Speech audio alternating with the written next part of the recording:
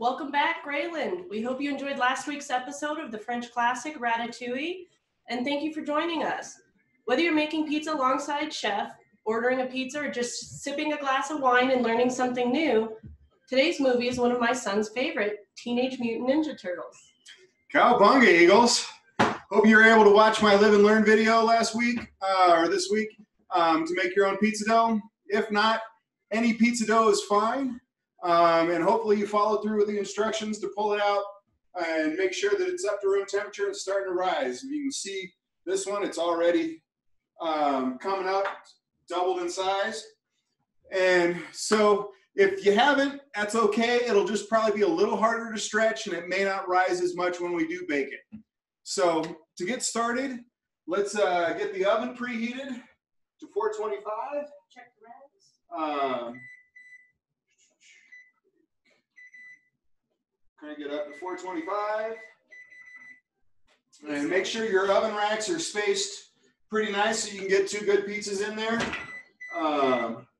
And well, let's get started. So for our sauce today, I've got a nice can of tomato sauce.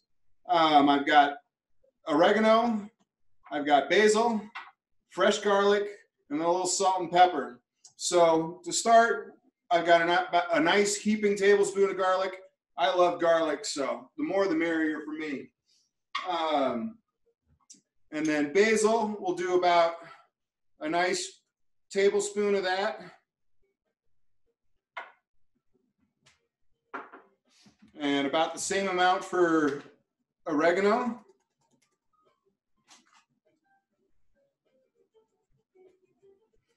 I'm just going to kind of shake that in there. It's not coming out as quick. That's about a tablespoon of oregano. And then I'm going to do just like a teaspoon of salt to start with. Once I get it mixed up, I want to taste it, make sure that that salt level is to taste. I've been talking about that a lot in my videos. So and then I'm gonna grind up some pepper, make sure that's really good. And then get this stirred up.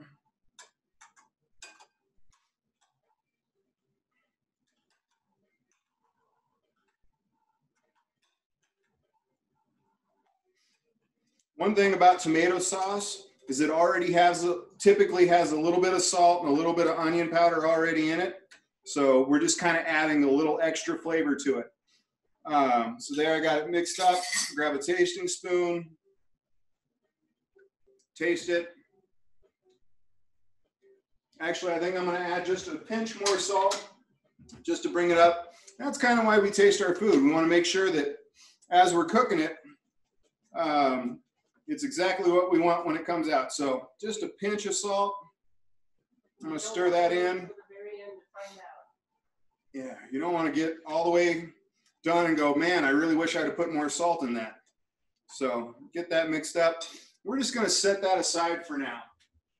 One of the only toppings so tonight's pizzas, I'm going to do just a plain old pepperoni pizza, kind of like you guys see at school. And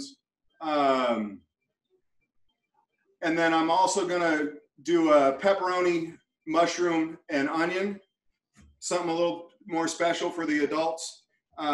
So I'm going to chop up the onion, need about a half onion. And when you're doing the onions, make sure that you use the claw, your fingertips are back, and you use your knuckle to kind of guide the knife and use the blade to slice. All right, so we're going to cut the top off. We're going to cut the bottom off, turn it on its side, cut it in half. And then it's really easy to peel a layer off. And for tonight, I'm only going to use a half an onion. So this other half, I'm just going to set aside. And for both the pizza and the salad, I want to julienne. So when we julienne, you want to kind of go with the angles of the onion since it's round to get nice straight lines. You want to kind of follow the angle of the onion. When you get about a little over half, flip it on its side, and you can kind of finish all the way around, okay? Make sure you're using that claw. Keep your fingertips away. And then we've got a nice julienne onion. And julienne is a French word that means kind of little sticks, like little matchsticks. And that's the shape we're going for. So I'm going to set this aside. I'm going to put the cutting board aside because now I think we're ready to start stretching the pizza dough. So you want to have a little bit of flour so you can dust your board because your dough will have become a little bit sticky. And as you can see, it kind of, one of the reasons why we oil it like I did in the video is to make sure it doesn't stick too much. But kind of flour your work surface. Just take a nice pinch and you can kind of rub it around a little bit. And then also do your hands. That way it doesn't stick to your hands so much. And we'll just kind of punch it down a little bit. Make sure it gets coated on both sides. You can see there's a lot of oil on that. You want to basically have enough flour that it's not going to start sticking to things, especially the countertop. Okay? So when you have the pizza dough, one of the easy ways to do it is actually with a rolling pin. And you want to start in the middle and just kind of work its way out. I've been doing pizzas for, I don't know, one of my first jobs cooking in a kitchen was actually doing pizza. And there was a little Italian restaurant downtown called Sostanza. It was a long time ago. I don't know if any of your parents ever remember that, but we used to do it by hand and just kind of hand stretch them like this. So nice, easy way to kind of do that. Flip it over and just kind of stretch it. And then you can take, if you have a pizza pan, you just want to kind of stretch it to about that size. Lay it in there. And just kind of bring it to the edges. And I'm going to do 2 pizzas tonight. So let me get the second one stretched out. Keep adding flour. Make sure that you've got a nice floured surface.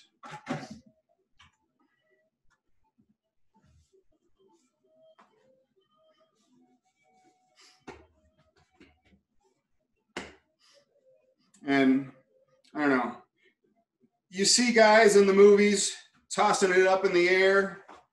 And actually, if you look on YouTube for something called pizza dancers, you can see videos of guys doing all sorts of cool stuff with pizza dough.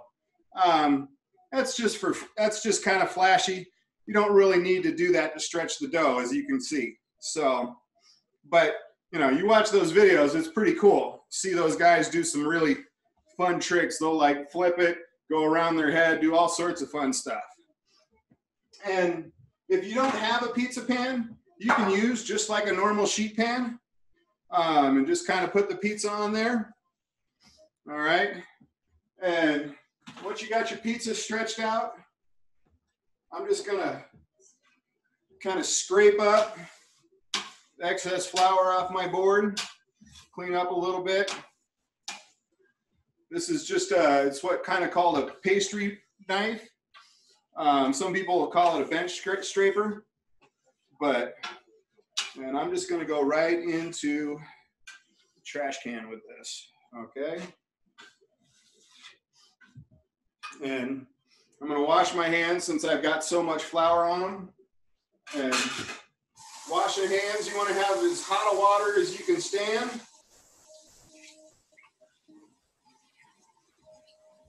Wet your hands really good. Use soap. And it's 20 seconds to do Wash Your Hands Good, which is basically singing like happy birthday twice. You want to make sure you get around your nails and under your nails, in between the fingers. If you got a ring, make sure you get in and under the ring. And then rinse off really good. You got a kid cocktail over here. Shout out to Emery. To who? Emery the chef. Shout out to Emery. I guess we got a pizza dancer on with us. So, we'll bring these pizza dough back over. And let's do a recap. Where are you at so far? Emery needs we'll start bringing all our items out. So far I've stretched out 2 pizza doughs. I've made our pizza sauce. The pizza sauce was just canned tomato sauce with chopped garlic, basil, oregano, and a little salt and pepper. And so, oh, Jesse's doing her own one too. And so for my toppings, I've got my sauce, I've got my cheese, pepperoni, mushrooms, and onions. So the first one, we're just going to do the pepperoni. And you want a nice amount of sauce, probably about 6 to 8 ounces of sauce. Chef, slow down and ask these guys if they need us to slow down a little bit. Yeah, do you need me to slow down? Is everybody keeping up okay? Yes. Everybody seems good? All right. So you just kind of spoon the sauce on and then spread it out. I like to leave a little bit around the edge. You got to have that nice crust, you know what I mean? So just kind of spreading it around. Make sure you got a nice even coating. That looks really nice there. And then for each pizza, I do about a cup of cheese. And you just kind of want to sprinkle that all the way around, have a nice even coating of cheese. Okay? And this is actually the good Boar's Head cheese from school. So you don't really need as much of this kind. It spreads really nice. If you're making it at home, you've got like, you know, maybe some store-bought mozz. You might want to add just a hair more, but that's actually about enough cheese for each pizza. So when you're doing pepperoni, when I'm at work, I actually try and portion control. And when I do portion control, I actually do it. I do a row of 5. Straight through the middle. A row of 4, and a row of 3. And that gives you a nice coverage. Slow down, Chef. Do it slow. So you got a row of 5 in the middle, a row of 4, and then a row of 3. And I don't know, we're at home. I really like pepperoni. So I'm just going to throw a couple extras on there because I love pepperoni. Renee, I think I am going to need a little bit more for my next pizza. You got it. I'll grab that out. I'm going crazy over here. I love pepperoni. Pepperoni lovers from Pizza Hut, you know what I mean? So there you got a wonderful pepperoni pizza ready to go in the oven. So take our second crust.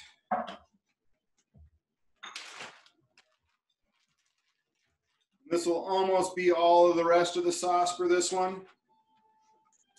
Don't be afraid to slow down. Some of these guys are still playing with their dough. Go nice and slow, Chef. So, you know, we'll just kind of finish off the sauce here. I like a nice saucy pizza. And then spread that around really nice.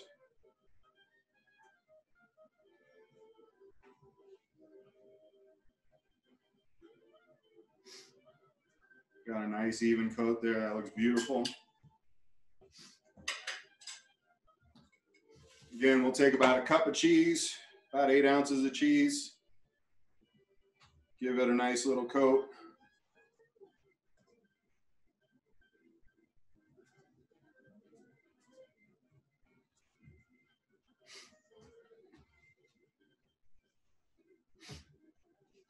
That looks pretty good. Nice and even. And this one, I think I will stick to my normal kind of 5, 4, 3.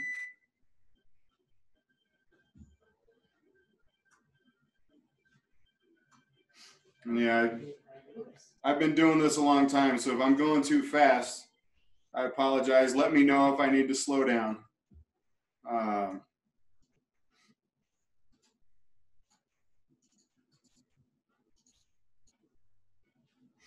And then throw some mushrooms on this one. Just kind of dance those everywhere around the pizza. Chef? Yes. Keep the oven at 425, say it nice and loud. The oven should be preheated to 425. I think mine just hit the 425 mark, so I'm ready to go in the pizza, ready to go in the oven. So I've got a nice little spread of mushrooms there. I'll just do a little bit of the onion around there. Just kind of break the onion up so you're not getting too big of bites of onion. And we'll have plenty for our salad after this. And when I've got a pizza like this where I have a lot of toppings, I like to sometimes put just a little bit more cheese right on top, just to kind of hold the toppings in place. All right. Tell these guys that you're going to give them just a moment to catch up while you come and check out these other screens. All right, yeah, I'll give you a couple seconds to check up, and I'm going to come see how you guys are doing. If you have any questions, throw them in the comments. Yeah, any questions, throw them in the comments. Come on over here, Chef. You've got Emery the chef working here. Todd, mute us real quick.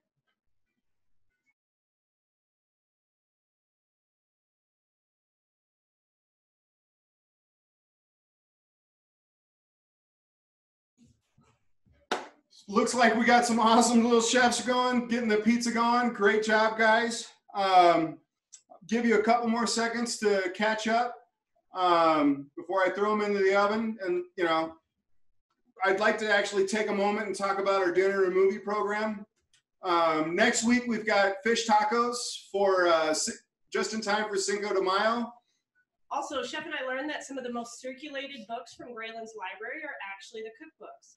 And since we're not able to get to the library right now, let us know in the comments what you guys at home might like to see us cook next. So I'm going to get these in the oven now. Pizzas take about 15 minutes to cook. So if you're not quite at this moment, you still got plenty of time. And while these are cooking, I just want to talk about one of our upcoming movies. It's going to be Inside Out. And when I think of that movie, I like to think about the core memories. I think that's such a cool concept. And me being a chef, I have some core memories from when I was a kid that actually led me to be a chef.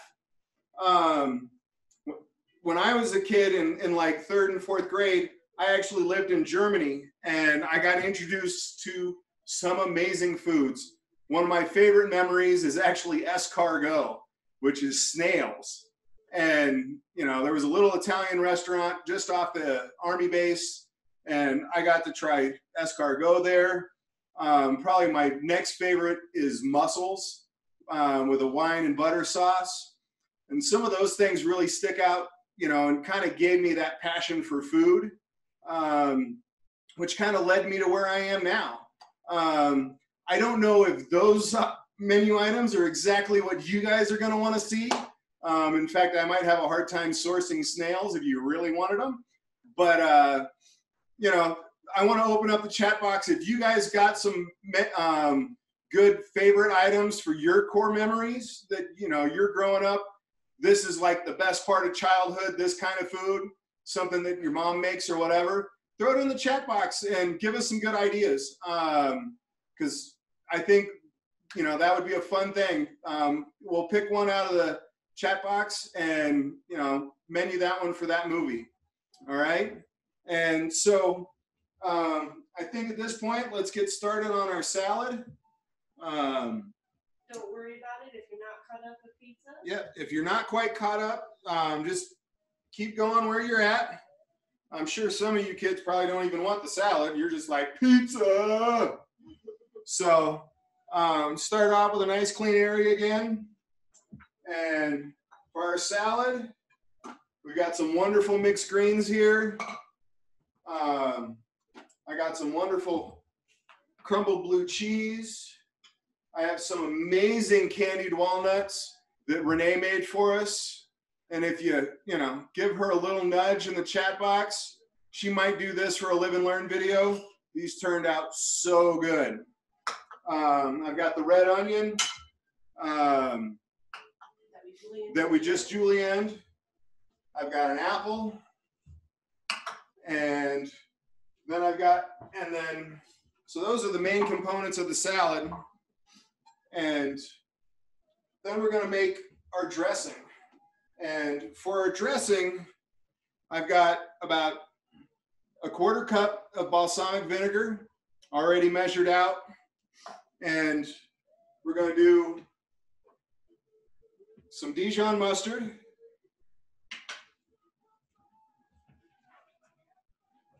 Another heaping tablespoon of chopped garlic. And then we're going to do dried basil for this one. And olive oil. So I've got the balsamic already measured out. The tablespoon of Dijon mustard.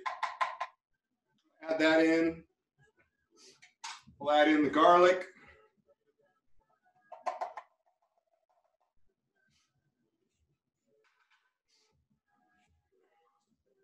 We'll add in about a nice teaspoon of the dried basil.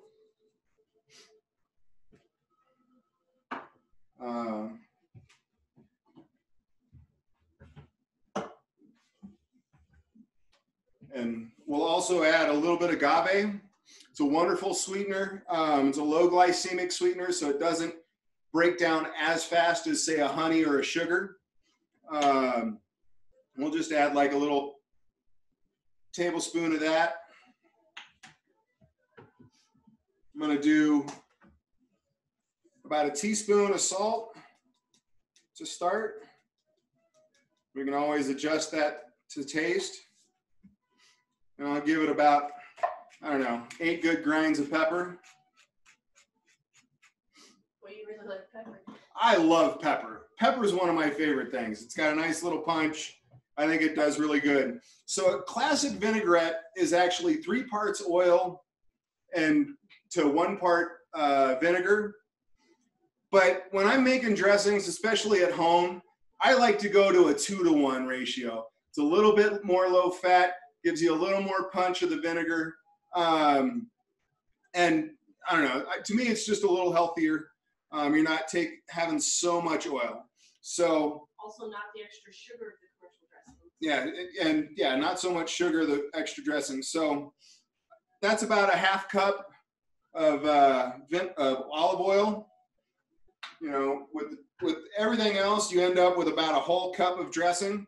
And when I do it at home, I just like to do it into a shaker, either like a mason jar or this is Renee's little protein shake shaker. And then that way you can just shake it up. It's nice and easy and it's ready to go for you. And actually you can kind of see that it emulsified pretty good. Tell Charlie his pizza's looking great. I hear Charlie's got an awesome looking pizza going over there. Thanks for the camera view. All right. So I am going to taste this. Let me grab one of those tasting spoons just to make sure that we're good. Pizza looks great too. All right. Heard Jesse's got a good looking pizza. Ooh, that's great. She put bell peppers on hers. Ooh, bell peppers, yummy. And actually, I think that's about perfect for the dressing. And if it's not where you want it. Yeah, and if it's not where you want it, if you like a little more salt, add some more salt to it. So I'm going to close this back up and we'll start making the salad. We are about 5 minutes into baking on the pizzas. do a quick little check. Oh yeah, they're rising up nice. Cheese is melting. Still got plenty of time. So for this little salad, I've got most everything cut up. I'm gonna do, I actually couldn't find a Golden Delicious at the store, so I got a Red Delicious. It's still gonna be a wonderful, nice little snappy bite to it. Good sweetness. So, and you know, to do an apple, I like to cut them in half. And when I'm doing it at work, the best, like I'm about speed and functionality. So I cut it in half. I'll cut it in half again, and then it's really easy to actually take your knife at almost a 45, and you can pretty much take the whole core out just like that. If you've got an apple core at home, you can. You can do it, you know, kind of like this if you got a paring knife. Hannah's pizzas look great.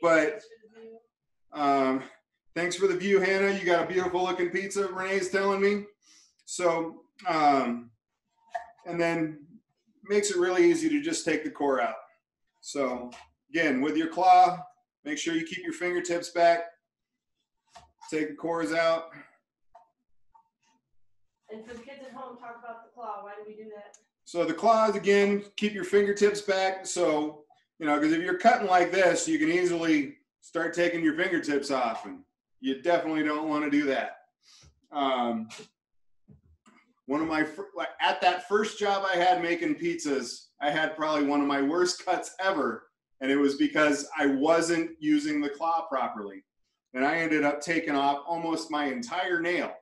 So fingertips back and let your knuckle be the guide, okay? So from here, I just want to, for the apples, I just want to slice them. Nice thin slices.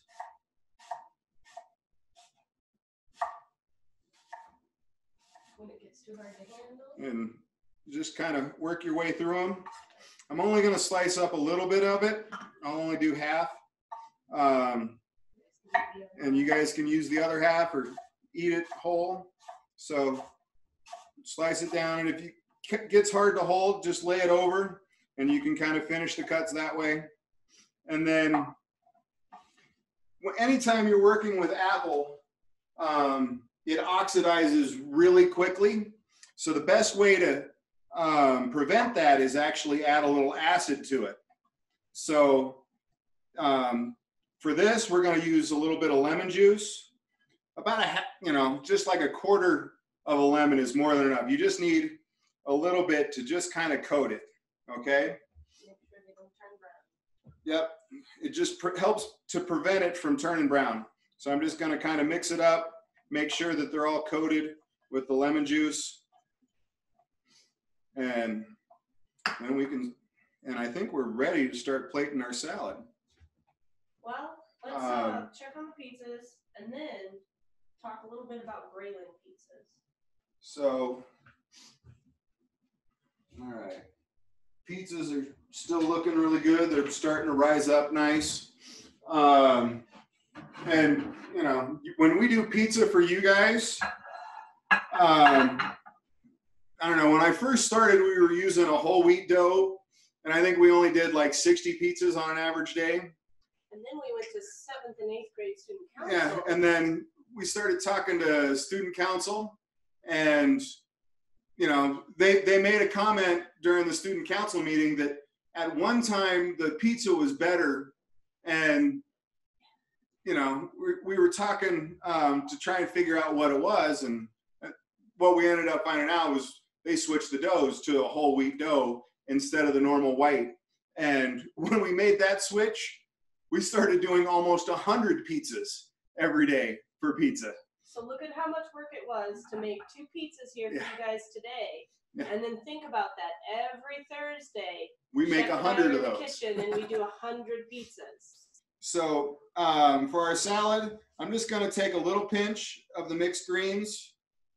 And when I'm plating in a restaurant, I like to kind of compose the lettuce, maybe give it a little squeeze just to kind of make it hold its shape. And then that way it kind of stays together a little better. Let me grab a little spoon for some of these items. We're going to do just a little bit of blue cheese, because blue cheese is really strong, but it goes so well versus with the apple and the balsamic dressing and the sweetness of these candied walnuts. We'll do a couple of the candied walnuts. Put a couple pieces of the red onion on top. Pizza out of the oven already. Somebody's already got their pizza out. All right. And then, Chef, how would making a calzone be different than a pizza? so the difference between a calzone and a pizza, excuse me. Excuse me. A calzone doesn't have the sauce in it. And so what you do when you're making your calzone, you put all your toppings on half of it, you fold it over, and then you actually twist the edges of the pizza to make it hold together. And then once you have it on your rack, because you've enclosed it, you have to cut a couple little slits so the steam can escape. Otherwise, the inside won't cook very well. So there you've got a nice little salad already plated up for you. Let me check our pizzas one more time. Move this to the side. I'm just going to grab a nice dry towel. Anytime you're grabbing anything out of the oven, you want to make sure whatever you're grabbing with is dry. One of the easiest ways to get burned in a kitchen is grabbing something really hot with something wet. Instant steam, and right in your hand, it'll burn you real quick. How do you know if your pizza's done? Is it cooked? So, a couple ways to tell if your pizza's done is actually just kind of give the edge of it. Here, I'll pull this one out so you can see it in the top down.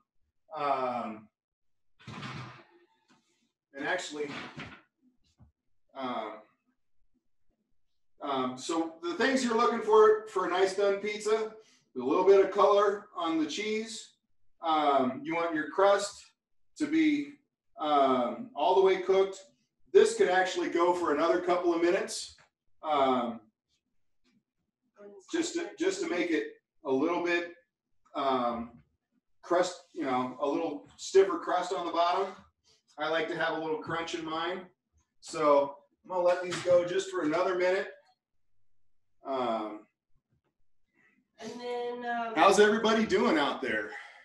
We don't want them to grab that pizza with their hands because it's hot, so they could use a butter knife. Yeah, you can use a butter knife or a spatula.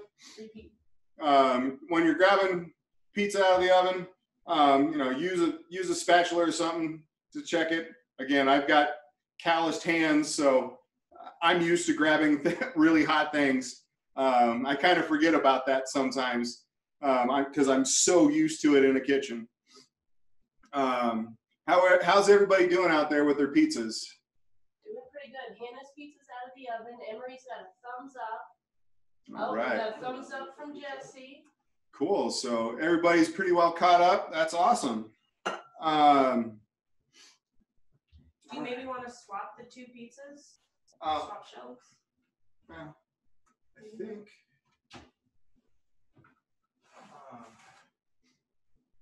Actually, these are looking really good. That pizza's looking really good, and I think we're good for this. So when you're cutting your pizza cutter is always really nice, and we'll just kind of do it in eighths. So you cut it in half, you turn it 90, cut it in half, 90 degrees. turn it, and then cut each one of those in half, and each one of those in half. You got a nice 8-cut pizza. Same thing, we'll do it on this side. You do it nice and quick. So there you got nice cut pizza. I'm actually going to pull this one over. Give the dressing one more little shake. Olive oil brush. We're gonna dress our salad real fast. Let that kind of soak in. And then one of the nice finishing touches we do at school is a little bit of olive oil with a pastry brush. And just kind of go right around the edge of the pizza. It gives a nice little shine, makes it look really pretty. So.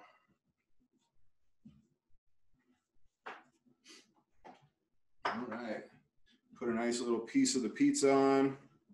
I'm actually going to use this as a spatula. Then you've got a wonderful little pizza and a salad for dinner.